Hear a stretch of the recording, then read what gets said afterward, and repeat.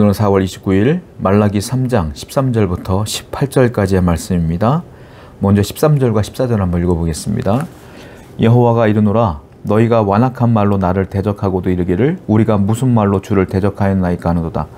이는 너희가 말하기를 하나님을 섬기는 것이 헛되니 만군의 여호와 앞에서 그 명령을 지키며 슬프게 행하는 것이 무엇이 유익하리요. 이스라엘 백성들이 하나님 앞에 경고를 받음에도 불구하고 계속적으로 하나님 앞에 반문하며 따지는 거예요. 그래서 하나님은 그것을 어떻게 바라보냐면 너희들은 참으로 교만하며 오만하구나 라고 말씀하시며 그 오만한 태도를 13절과 14절에 이야기하고 있는 거예요. 자, 왜 그러냐면 하나님을 섬긴다고 했는데도 불구하고 현실이 나아진 게 없는 거예요. 그들 입장에서 볼 때는. 그러니까 하나님 복을 준다며 왜 이렇게 됩니까? 라고 계속 얘기하니까 하나님은 그것을 대적한다고 보시는 거예요. 여러분 인생을 살다 보면 신앙생활을 하다 보면 현실이 나아지지 않는 경우도 있어요. 물론 그럴 때가 많죠. 나중에 세월이 흐른 뒤에 과거를 되돌아보면 다 하나님의 인도하심이 있었구나, 하나님의 사랑하심이 있었구나라고 깨닫지만 순간순간 현실을 볼 때는 자, 내가 하나님을 믿는데, 하나님을 따르는데, 하나님께 충성을 다하는데 변함이 없네? 라고 우리가 회의적으로 생각할 때가 많다는 거죠. 하나님은 그 얘기를 지금 하고 계시는 거예요. 당장 유익을 누리지 못할 때가 있어 보여요. 그러나 기억하셔야 될 게 신앙은 현실을 바라보는 자가 아니잖아요. 우리는 어떻게 해요? 예수 그리스도를 믿음으로 구원함을 얻어 이제는 유한한 이 땅을 바라보며 최선을 다하는 자가 아니라 저 영원한 천국을 바라보며 영원한 세상을 바라보며 하나님과 동행하는 것으로 만족한 자가 신앙인이 아니겠습니까?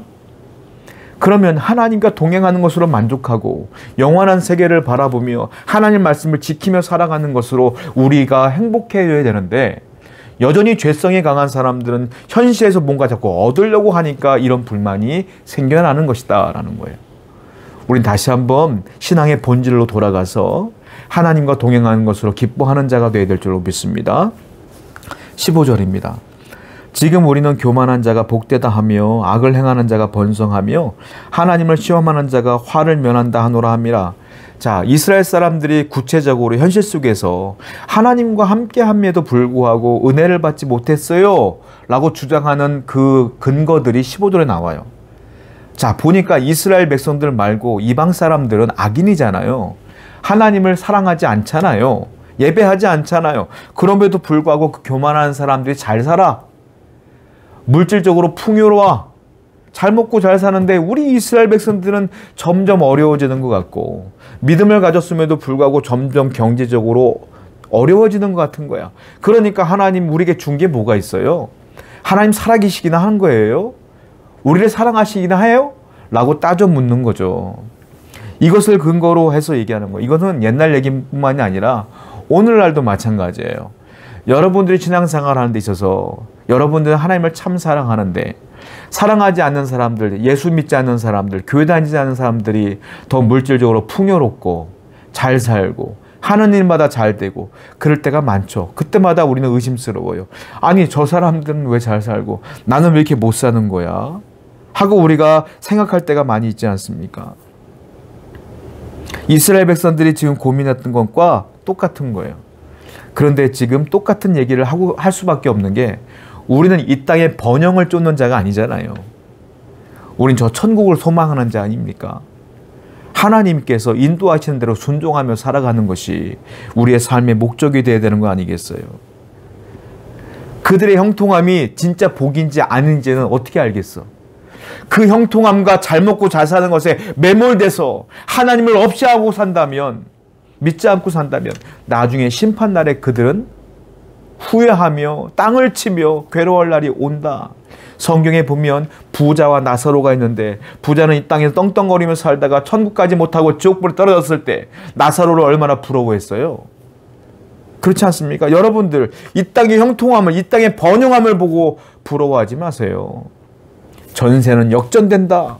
이 사실을 기억하여 하나님과 동행하는 삶에 최선을 다하는 여러분 되기를 축원드립니다. 16절 읽어볼게요.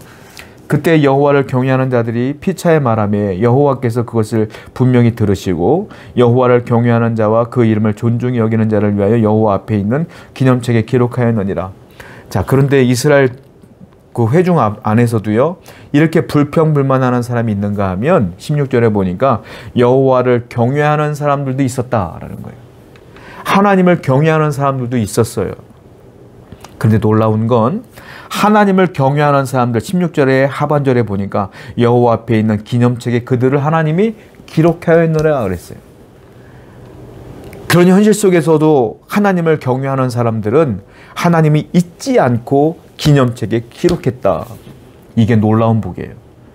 여러분, 악인이 형통하는 이 세상에서 나는 하나님을 섬김에도 불구하고 현실적으로 어려움을 당하는 이 현실 속에서도 끝까지 하나님을 경외하면 하나님은 그 사람들을 잊지 않으시고 기념책에 기록하신다.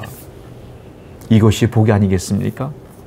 지금도 하나님을 끝까지 사랑하시는 여러분들을 하나님은 기억하십니다. 여러분들의 이름도 아시고요. 여러분들의 삶의 문제도 아시고요. 여러분들의 소망도 아시고 여러분들의 괴로움도 아시고 여러분들의 마음 가운데 요구하고 원하는 것도 아셔요. 하나님은 잊지 않으시고 기념책에 기록하고 있음을 기억하여 끝까지 최선을 다하여 하나님을 경외하는 자로 남으시기 바랍니다. 또 17절 말씀 볼게요.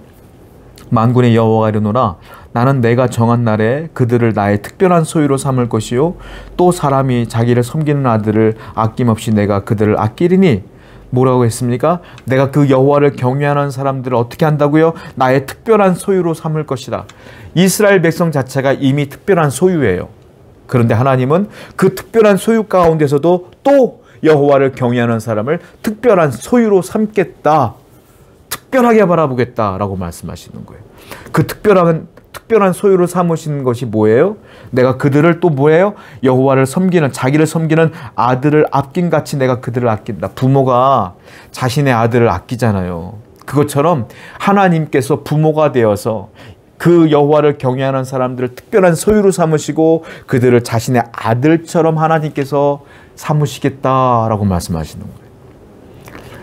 여러분, 부모가요, 아들이 원하면 다 해줘요. 그렇죠? 아들이 아프면, 아들이 아프다 소리 한마디 하면 부모님이 달려 들어갔고 약 발라주고 반창고 붙여주고 그리고 그 아이들을 안아서 침대에 눕혀주고 아버지가 다 하는 거예요. 부모가 다 하는 거라고. 하나님께서는 여호와를 경외하는 사람을 잊지 않으시고 기념책에 기록해 놓으시고 그렇게 아들처럼 돌봐주시겠다고 약속하시는 거예요. 그런데 현실이 좀 어렵다고 해서 불평불만합니까? 아니에요. 여호와를 끝까지 경외하시면 하나님은 여러분들을 잊지 않으실 겁니다. 특별한 소유로 삼으실 거예요. 아들처럼 대하실 거예요. 그 복이 저와 여러분들에게 흘러가기를 원합니다. 끝까지 여호와를 경외하시기 바라요. 기도합시다. 하나님을 끝까지 사랑하며 어떠한 현실 속에서도 불평불만하지 아니하며 하나님을 경외하는 자가 되게 해 주시옵소서. 예수님의 이름으로 기도드렸습니다. 아멘.